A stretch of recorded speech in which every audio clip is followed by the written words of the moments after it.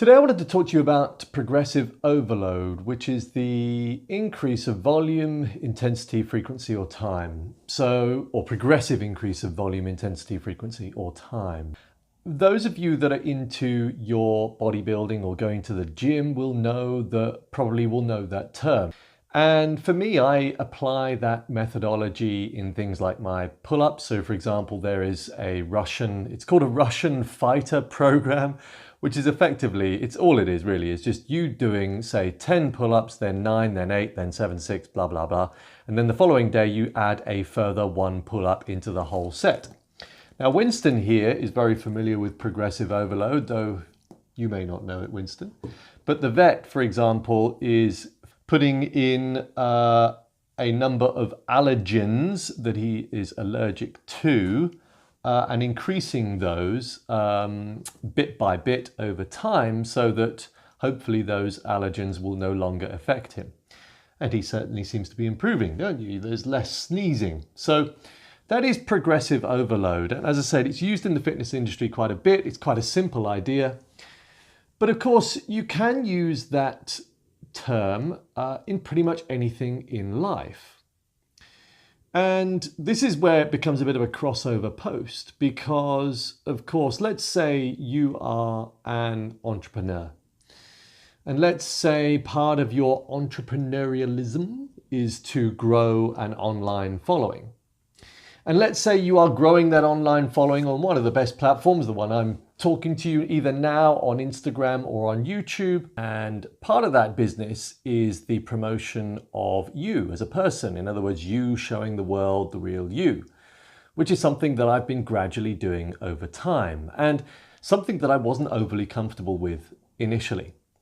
And this is where the progressive overload comes, and it may well be useful, therefore, to others out there that are also wanting to progress in their online business training and progress in their promotion of them as a person, as a brand.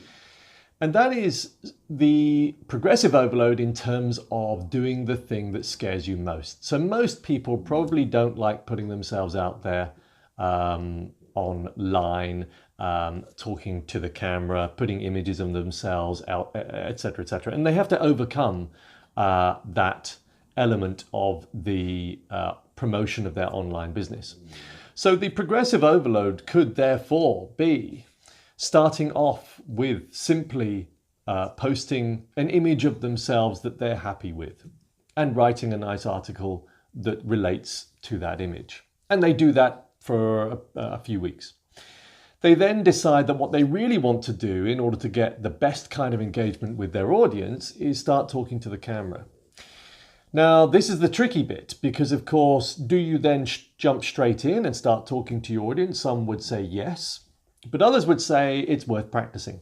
One of the things I've had to do whilst being part of this digital community of which I joined last year, it's a community of other folk like me wanting to create an online business, wanting to create a passive income, all of these things I've discussed with you before. And within this program, within this education system, they have you do what's called the 90-day video journey. And this is something where every day you are encouraged to post a video to your fellow peers, your fellow colleagues, who will either comment or not, or provide advice. But the amazing thing about that is that not only do you go through a journey, but you gain confidence. You gain confidence to just talk without a script. You gain confidence just to ramble and not care whether people see it as a ramble or not. And you're doing it in a safe environment. So that's where the progressive overload comes. You start off with the presenting of an image. You write a blog. And after a few weeks, you then consider perhaps doing a piece to camera video. But in order to train for that, the brilliant thing about this organization of which I belong is that you can practice in this very safe environment with the 90-day video journey. And that would be then the next step along in your progressive overload. You've then gained the confidence to do a video, and therefore you then do your first video out to the world, to the general public, and you leave it a few days before you do another. And this goes on until you get to the point where, a bit like me, you start boring people every day with a different video on different subject matters. So progressive overload is a really interesting topic, and as I said, many of you do it in the fitness industry, but I still think it can apply to other areas in life as well. I've certainly applied it to the development of my online business, and it'd be interesting to hear your stories.